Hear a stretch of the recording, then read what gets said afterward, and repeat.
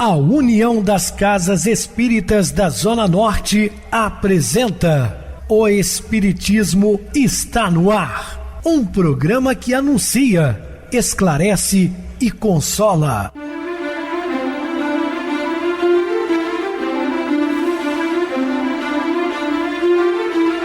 Não se turve vosso coração. Credes em Deus, credes também em mim.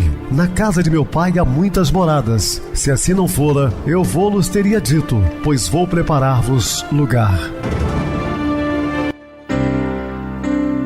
O Espiritismo está no ar. Sintonize esta frequência. Pare, pense na vida, faça perguntas. Uma ótima noite para você. Muito obrigado pelo carinho, pela sintonia. Rádio Clube FM, sua voz e a nossa voz. Estamos no ar de segunda a sexta-feira, desde 2014, pela emissora, depois também pelo YouTube. O canal é Viver _ Melhor. Se inscreva, deixa seu like. Sua opinião é sempre importante para nós. Podem também acessar o YouTube, digitar o Espiritismo está no ar. Lá encontrarão vários programas, inclusive o do dia. Recebo mais uma vez meu querido amigo, expositor espírita, Dr. Kleber. Uma boa noite, seja muito bem-vindo. É um prazer muito grande estar com vocês no canal Espiritismo na Prática. Bem, meus irmãos, eu vou falar sobre ofertas e meu querido Dr. Kleber falará sobre o livro Nosso Lar. Dúvidas, entre em contato conosco ligando para o WhatsApp da Rádio Clube FM, 0 operadora 32 99932 7758. Para falar comigo, utilize a TIM 98801 2675. Temos também o WhatsApp 9844949, novamente 59, o e-mail, o espiritismo está no ar, @hotmail.com. Interajam conosco, façam perguntas, tirem dúvidas, podem dar sugestões ao programa.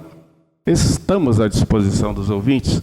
Vamos agora para aquele momento muito especial que é o nosso momento de oração. Sintonize esta frequência. O Espiritismo está no ar. Momento de oração. Senhor Jesus, Mestre Divino, auxiliai-nos na nossa trajetória evolutiva, trazendo paz, consolação para as nossas almas.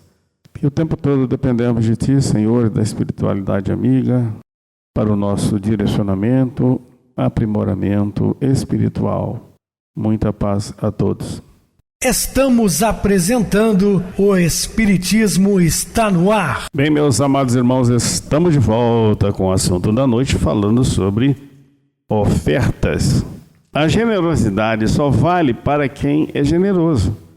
Se quem recebe não estiver em condições, nada servirá para seu prazer. Em muitos casos, pode lhe trazer até transtornos. Essa generosidade vale muito para os generosos, não para aqueles que fingem, virtudes que não possuem. Mas o amor, que gera a dádiva, cresce na amplitude da fraternidade, desdobrando-se em virtudes sem par, de modo que a caridade ilumine o coração do benevolente. E a doutrina espírita é capaz de fazer o homem entender qual é o seu procedimento, dando-lhe a oportunidade de promover reformas íntimas que o levam à paz, à amizade, não se esquecendo do perdão, da concórdia com seus irmãos de caminho. Então, meus queridos, a doutrina espírita é esse manancial de luz que oferta aos homens conhecimentos, discernimento e explicações lógicas racionais com os ensinamentos de Jesus, que naquela época ficou um tanto obscurecido. É nesse ambiente que começa a surgir o trabalho da mudança de comportamento no combate permanente do egoísmo. Então, é uma das chagas da humanidade, é o egoísmo, e compete à doutrina espírita exatamente extirpá-la. Não deve o homem apegar ao dinheiro como fonte de felicidade. Essas ideias são ilusórias. Realmente, todos aqueles que se prendem a isso, com a ganância, quando chega um determinado momento, acabam entrando num estado depressivo, muitas vezes, de angústias, porque passaram a vida inteira alimentando algo que é perecível. O que é preciso saber é usar os valores tanto na terra como no céu. Vamos sim ofertar ao necessitado os recursos, o pão e a veste, quanto carentes deles. No entanto, se pudermos, iniciemo-lo no trabalho que é a melhor caridade. O dinheiro, já falamos em outros programas, ele é neutro, né? Ele não é algo do mal. Ele, tudo bem, ele fomenta guerras, ele constrói armas destrutivas, né, de longos alcances, enfim. Mas ele também constrói creches, hospitais, escolas, educandários. O importante é o que se faz do uso dele, não é? E em muitos casos o necessitado vem com a prova de passar por humilhação para espancar o seu velho orgulho de muitas vidas. Convém assinalar que devemos trabalhar para tirar esses irmãos dessas provas, mas apontando-lhe a moral, despertando neles a humildade e incentivando o trabalho honesto, ganhando pão com os próprios esforços. E acontece que muitas vezes as pessoas estão numa penúria tão grande, né? São humilhados muitas vezes, jogados nas sarjetas e têm um orgulho feroz. Mesmo todo o sofrimento que estão passando não admite se tornarem pessoas humildes. É um aprendizado duro. Um dia vai ter que ceder. Mas compete a nós auxiliá-los. Isso se chama beleza moral. O trabalho prepara o espírito para novas vidas com mais claridade no coração, desde quando a honestidade acompanha o labor e não falte o amor em todas as suas manifestações. Se você é dono de riqueza, não se preocupe com seu destino depois da sua desencarnação. Deus sabe para onde ela deve ir. Para tanto, existem leis por toda parte e ela somente fica onde a lei de justiça determinar. Confie que a sua presença material, após você cerrar os olhos para o mundo, que é a terra, não é sua mais. O proprietário dela é Deus, que sabe determinar para onde ela deva ir. Então, a nossa preocupação deve ser em torno da nossa qualidade de vida, o auxílio dos nossos familiares que são dependentes, enfim. Isso também compete ao homem trabalhar, inclusive conquistando algo no sentido material, mesmo sabendo que isso é perecível e temporário. O que nós não podemos fazer é fazer disso um bezerro de ouro, nos apegar a isso de uma forma que nos tornemos escravos do dinheiro, da fortuna. E que Deus nos abençoe os nossos comportamentos acerca das riquezas. É o que devemos fazer sempre, principalmente ao iniciar o dia. Agradecer a Deus por tudo que tens, por tudo que Ele dá, e pedir a Deus discernimento, sabedoria, para o novo dia que se inicia. O empenho maior da criatura deve ser em cumprir o seu dever mediante as leis naturais que permanentemente inspiram as pessoas e deve ser cumprido também com tranquilidade na consciência e alegria no coração. Observemos a fundo de cada alma sendo exercitada no cumprimento do dever, como surge a harmonia do seu ambiente, em casa, nas ruas e no trabalho. Isso, o ambiente quem faz somos nós, né? Então devemos priorizar a paz. No entanto, onde as criaturas são desleixadas, tudo se complica. Falta tudo porque falta o cumprimento das obrigações. O que é esquecido provoca a desarmonia. Eu aprendi nos longos anos da minha vida militar que assim que levantássemos, a primeira tarefa era arrumar a cama. Isso é passado para os soldados recém-incorporados, os alunos das escolas de formação e também para os profissionais. Porque se você não consegue fazer pequeninas tarefas, você não consegue fazer nenhuma outra. Isso tem que ser uma prática imediata, antes de qualquer coisa. A não ser que você tenha necessidade de ir ao toalete, tudo bem. Mas caso contrário, primeiro arrume sua cama, limpe o seu quarto e depois vai fazer suas higienes pessoais. É assim que funciona. Depois de ativar o seu dever em si mesmo, deve passar no cumprimento das suas obrigações com os outros, em uma ponderação que não fira, não maltrate, não violente, não injurie. Até para se fazer a caridade devemos saber ter tato, não é? Nós não podemos, por exemplo, servir um prato de sopa, um alimento a alguém humilhando-o. A pessoa bate a sua porta pedindo um alimento. Aí você olha para ele, vê que ele é um jovem, ainda forte. Olha, você tem que trabalhar, você precisa arrumar um serviço. Então é melhor que não dê. Porque já é uma situação humilhante. Ele não está pedindo dinheiro, ele está pedindo um alimento, porque está com fome. E você tem que dar uma lição de moral? Ora, não faça, melhor deixá-lo seguir o seu caminho. Ou dizer que não tem, seria até mais sensato a ter que humilhar. Você também só deve começar a ajudar os semelhantes depois que o seu íntimo estiver trabalhando sob a orientação de Jesus Cristo. A teoria somente tem valor quando a prática estiver em pleno funcionamento na nossa intimidade. O professor tem muita responsabilidade quando ensina, e os que ouvem os preceitos de vida não tem menos quanto conhece, passando o dever em principiar a execução, porque já conhecem a verdade. Então, nós aprendemos aqui e acolá, e devemos passar esses conhecimentos adiante, principalmente no que tange as boas ações, o ensino moral de Jesus. Isso deve ser compartilhado. Agora, nosso querido Dr. Kleber falará sobre o livro Nosso Lar. Mensagem de André Luiz, ele próprio, como autor, vai querer apresentar o livro, naturalmente, e ele coloca umas coisas muito interessantes também. A vida não cessa, diz André Luiz. A vida é uma fonte eterna, e a morte é o jogo escuro das ilusões. O grande rio tem o seu trajeto antes do mar imenso. Copiando-lhe a expressão, a alma percorre igualmente caminhos variados e etapas diversas. Também recebe afluentes de conhecimentos aqui e ali, avoluma-se em expressão e purifica-se em qualidade, antes de encontrar o oceano eterno da sabedoria.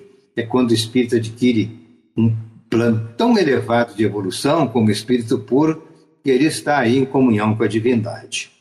Cerrar os olhos carnais constitui operação demasiadamente simples.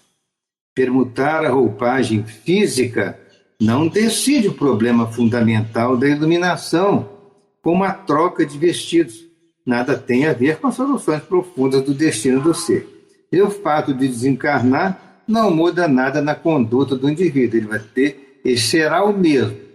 Se ele tem problemas pesados de consciência, ele vai enfrentar a si mesmo no mundo espiritual e, naturalmente, as consequências que a lei divina vai prever. Mas o fato é que ele não há nenhuma mudança milagrosa na transformação de um plano para outro. Então, a continuidade do serviço e do progresso espiritual certamente vai ser mantida. Mas sem que haja nenhuma mudança, né, súbita, mudança totalmente fora de propósito, não. É um indivíduo que vai reconhecer-se como a si próprio, vai relacionar-se com seus entes queridos, com as pessoas que o amparavam, e vai pedir a oportunidade de trabalhar, de aprender, de continuar, de dedicar-se no mundo espiritual a tarefas para a sua própria elevação e daqueles com quem ele vai naturalmente conviver. Cerrar os olhos carnais constitui uma operação demasiadamente simples, e permutar a roupagem física não decide o problema fundamental da iluminação, como já tínhamos lido. Caminhos das almas, misteriosos caminhos do coração. Poeticamente ele diz isso, caminhos das almas, misteriosos caminhos do coração. É mister percorrer-vos antes de tentar a suprema equação da vida eterna. É indispensável viver o vosso drama, conhecer-vos detalhe a detalhe no longo processo do aperfeiçoamento espiritual.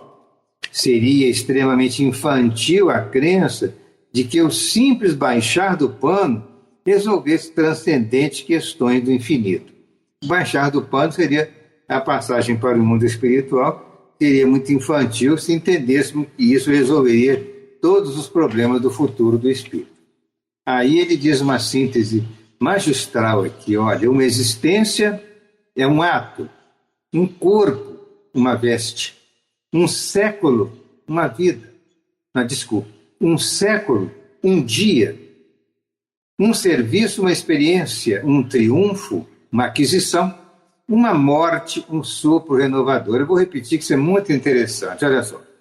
Uma existência é um ato, um corpo, uma veste, um século, um dia, um serviço, uma experiência, um triunfo, uma aquisição, uma morte, um sopro renovador. Quantas existências, quantos corpos, quantos séculos, quantos serviços e quantos triunfos, quantas mortes necessitamos ainda?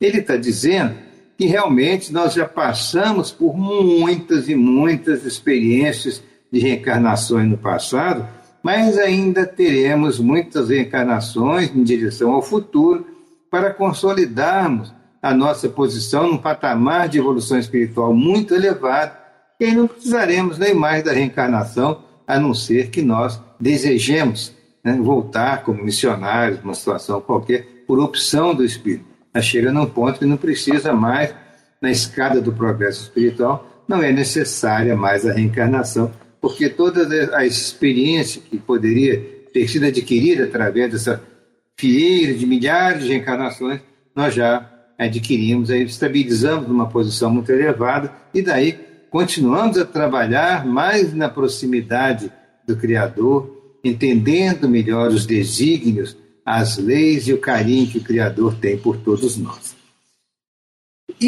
O letrado em filosofia religiosa fala de deliberações finais e posições definitivas.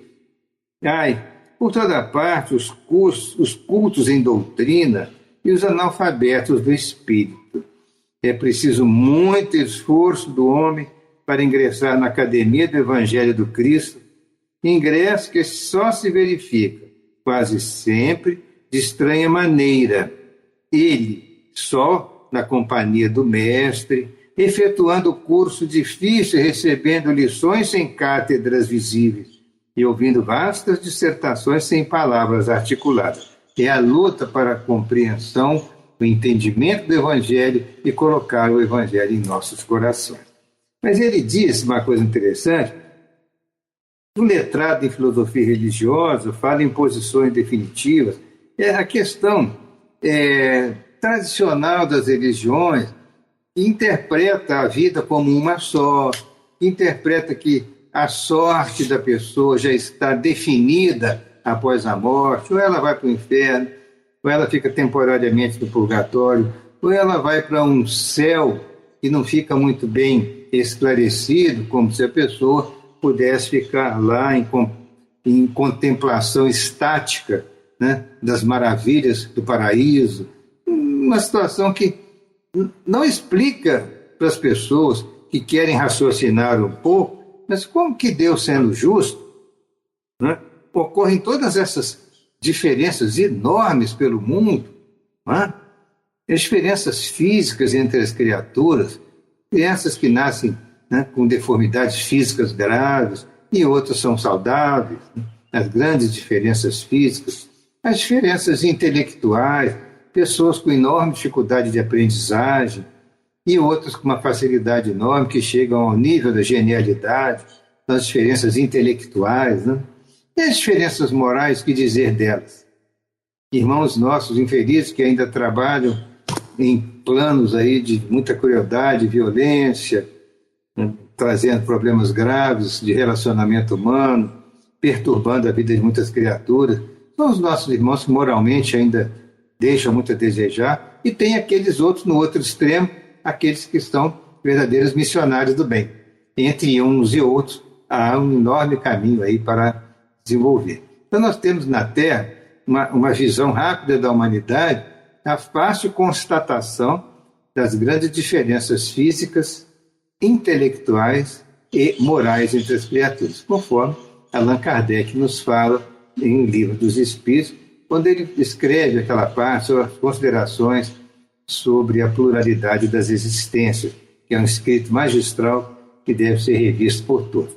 Então, quando a pessoa não entende isso, né, ela entende que, sendo uma vida só, a sorte da criatura já estará fixada após a sua morte, e isso traz uma situação de muita preocupação para as pessoas. Ou, por outro lado, traz até um certo afastamento. Não, isso aí, não posso acreditar nisso, não quero saber dessas situações, porque eu não quero saber o que vai acontecer comigo depois. Ele se afasta, porque a interpretação é muito rigorosa e é muito radical e não coaduna com a ideia de um Deus justo. A justiça divina só pode ser explicada pela reencarnação, como todos nós sabemos. Pois bem, é muito longa, portanto, é a nossa jornada laboriosa. São as encarnações pelas quais já passamos e pelas quais iremos passar. Nosso esforço pobre quer traduzir apenas uma ideia desta verdade fundamental. Grato, pois, meus amigos, manifestamos-nos junto a vós, outros, no anonimato, que obedece à caridade fraternal. A existência humana apresenta grande maioria de vasos frágeis, que não podem conter ainda toda a verdade. Aliás, não nos interessaria agora, senão, a experiência profunda com seus valores coletivos. Não atormentaremos alguém com a ideia da eternidade. Que os vasos se fortaleçam, em primeiro lugar, as criaturas. Forneceremos somente algumas ligeiras notícias ao espírito sequioso dos nossos irmãos na senda da realização espiritual e que compreendem conosco que o espírito sopra onde quer. E essa citação dele, o espírito sopra onde quer, está contida no Evangelho de João, no capítulo 3, versículo 8, em que diz assim: o espírito sopra onde quer, ouves a sua voz, mas não sabes de onde vem, nem para onde vai. Assim é todo aquele que foi gerado do Espírito. João, capítulo 3, versículo 8, aqui da tradução do Novo Testamento de Haroldo Dutra Dias. E essa colocação é muito interessante, porque fala dos valores do Espírito. Isso foi naquela passagem clássica que Nicodemos perguntou a Jesus o que teria que fazer para adquirir o reino do céu. Aí Jesus falou que, na verdade, teria que nascer de novo. Aí Nicodemos não entendeu a questão do nascer de novo. Foi quando Jesus disse isso para ele, né? O Espírito sopra onde quer e ouves a sua voz, mas não sabes de onde vem, nem para onde vai. Ou seja, o Espírito vem adquirindo valores intelectuais e morais ao longo da longa fieira de reencarnações na espécie humana, sem contar os reinos inferiores da natureza, ainda o princípio inteligente na sua individualização. Mas falando do espírito como na condição humana, ora, são milhares de encarnações que já tivemos na Terra e teremos outras pela frente, porque o ser humano, desde os primeiros hominídeos, nós podemos constatar pelo menos aí uns 2,5 milhões de anos a 3 milhões de anos, que são muitas encarnações nesse período, até chegarmos ao Homo sapiens, que é a espécie atual nossa aqui na Terra. Mas tivemos os antecessores do Homo sapiens, em que o espírito estava no seu primitivismo, mas estava em aprendizado. Então, isso porque o espírito vem de muito longe, ele sopra onde quer, quer dizer, ele pode passar por experiências das mais variadas, né? Pode dizer as mais variadas coisas, pode conviver com várias pessoas, mas isso nas inúmeras existências.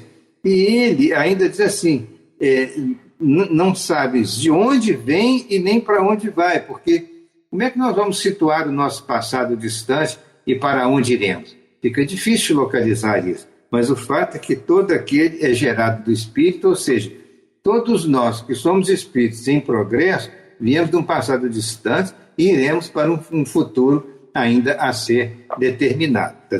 Essa colocação de Jesus é para falar da grandiosidade da existência do Espírito, que antecipa em muito a vida atual e vai seguir no futuro muito além. Pois bem, e agora, amigos, que meus agradecimentos se calem no papel, recolhendo-se ao grande silêncio da simpatia e da gratidão. Atração e reconhecimento, amor e júbilo moram na alma. Crede que guardareis semelhantes valores comigo a vosso respeito no santuário do coração. Muito bem, meu amigo, bem explicado. Vamos agora para o intervalo musical, a seguir a nossa oração final. A lição da corrupção.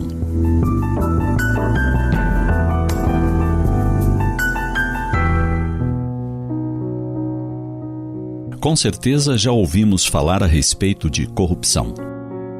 Em nossa mente, corruptos são aqueles que apanham para si o que a outros pertence. Os que se vendem em troca de favores. Os que abrem mão de valores morais para obter vantagens pessoais.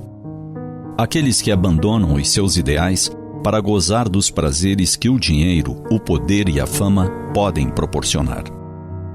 O dicionário informa que corrupção é o ato de corromper, de adulterar, de alterar, subornar. Se analisarmos os nossos atos sinceramente, descobriremos que quase todos somos mais ou menos corruptos. Afinal, a corrupção que apontamos nos poderosos é a somatória das pequenas corrupções que nos permitimos, quase sempre sem nos darmos conta. Quando em nossa profissão atendemos primeiramente a quem nos dá uma polpuda gorjeta, em prejuízo de quem estava na vez, estamos sendo corruptos. Visamos o nosso interesse em detrimento do que é correto. Quando fingimos não estar vendo que o deficiente, o idoso ou a gestante estão de pé no ônibus lotado, estamos sendo corruptos. Estamos burlando a lei de respeito ao direito de quem está adentrado em anos, padece deficiência ou carrega os quilos a mais de um bebê no ventre. Estamos contrariando os princípios da delicadeza e da mínima educação. E qual é o momento exato em que abandonamos o respeito, o dever e abraçamos a corrupção? Quase sempre, o processo inicia no lar. Quando pedimos a nosso filho que realize uma tarefa que é seu dever como participante da família e ele não a faz por preguiça ou comodismo. Então, lhe prometemos que se ele der conta do trabalho solicitado, ganhará um presente. Inicia quando prometemos ao nosso filho que se ele conseguir passar para outra série, conquistará a viagem dos seus sonhos. Nada contra alegrar a vida do filho com a viagem, que também é cultura e lazer. O equívoco está em vincular o prêmio ao que se constitui dever.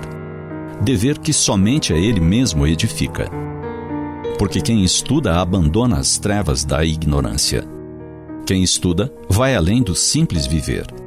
Quem estuda se aprimora e o crescimento proporciona felicidade. Conquista que deve ser por seus próprios méritos, sem colar, que também é corrupção. Como quem cola não aprende, porque não exercita o raciocínio, a memória, a inteligência, também enganará os cidadãos quando for exercer a sua profissão, pois não estará preparado para o que se propõe fazer e cobrará para isso.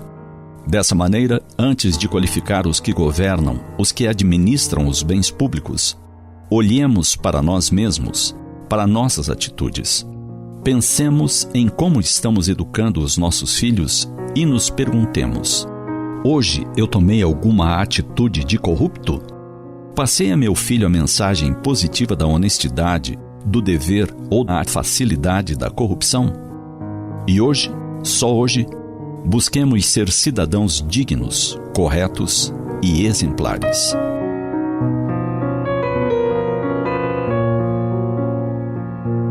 O cidadão do futuro se forma no presente. Um país de justiça e liberdade se constrói com lealdade, honradez, energia e trabalho.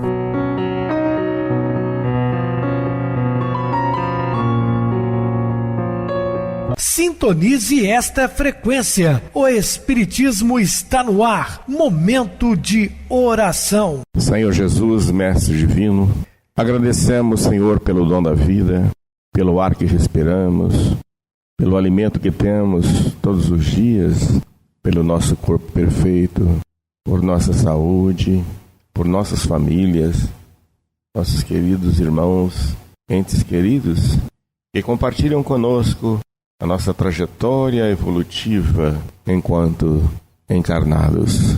Também agradecemos, Senhor, por estarmos encarnados na pátria do Cruzeiro, no coração do mundo, pátria do Evangelho, onde seu Evangelho migrou das terras distantes da Palestina para fazer morada nos corações de todos os brasileiros.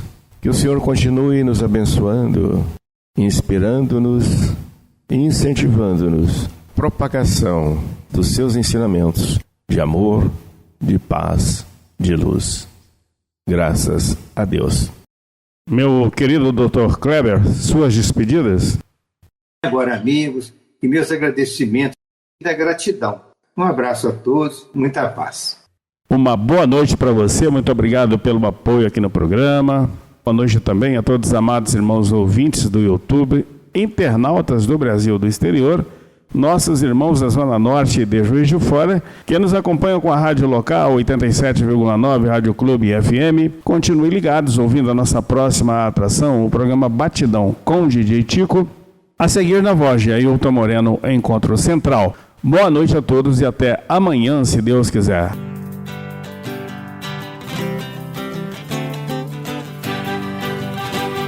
A União das Casas Espíritas da Zona Norte apresentou O Espiritismo Está no Ar, anunciando o Evangelho de Jesus, esclarecendo sua mensagem, consolando corações. Olhe pro céu e descubra imagens de luz. Se tem Jesus, o amor todo que Deus te deu. Pense no bem, no melhor em que pode fazer. Seja o que for, também vai receber. De coração, ajude-me, irmão. A caridade é o caminho do amor. Faça ainda que possa sofrer, pois bênçãos de Deus há de ter. Ame, perdoe e viva melhor a natureza, o céu e o mar. Veja o encanto que a vida nos dá, a chance eterna que temos para amar, para amar. Olhe pro céu e descubra imagens e luz. Sinta em Jesus o amor todo que Deus te deu. Pense no bem, no melhor em que pode fazer. Seja o que for, também vai receber. De coração, ajude-me, irmão. A caridade é o caminho do amor. Faça ainda que possa sofrer, pois bênçãos de Deus há de ter. Ame, perdoe e viva melhor a natureza, o céu e o mar. Veja o encanto que a vida nos dá, a chance eterna que temos